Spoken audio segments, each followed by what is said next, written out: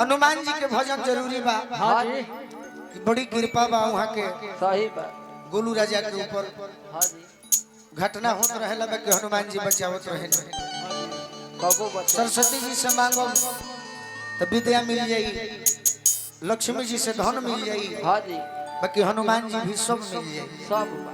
बुद्धिहीन तनु जानी के सुमिरो पवन कुमार, बल बुद्धि विद्या देहु मोहि, हरहु कलेश विकार। जय हो जय। भक्त कहता कि हे बाबा कम समय में मुकेश राय जी तैयार रहो कि खास दास हो करुणा निधान के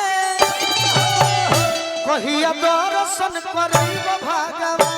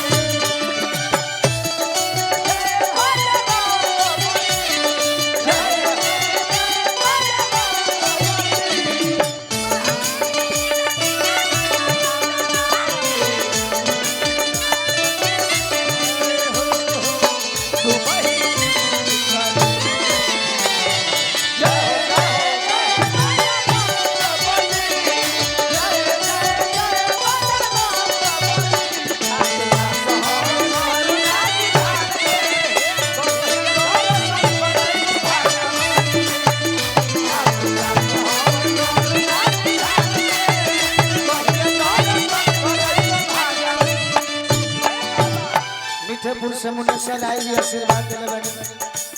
आई हमार हाँ जी दू गो अपना को हम तीन गो को थोड़ा ट्रेबल देना प्रदुमन पर से परदेसी जी बातर पर और रोशन भैया और गोलू राजा के माने वाला जय हो। हमारे सिकंदर भैया की ओर से बहुत बहुत आशीर्वाद हमेशा मिलता है। बाजू मिलम हम स्वागत करो।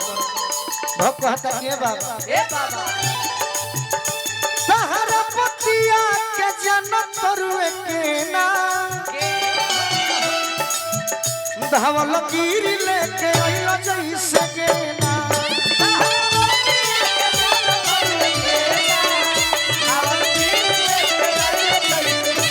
तहरा पतिया के जन्नत करुए के ना धावल गिर लेके आइला जैसे के तहरा बिना नइखे तुहरा बिना नइखे गोलुओ के मान के कि तहरा अरे बिना नइखे हे गोलुओ के मान के तो कबले दर्शन करैब भगवान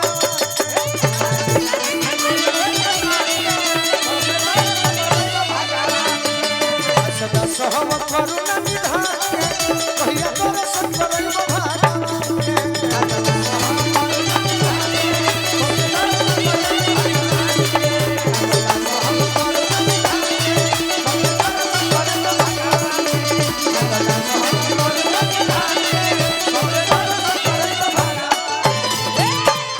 एक बार प्रेम से बोली बजरंग बली की।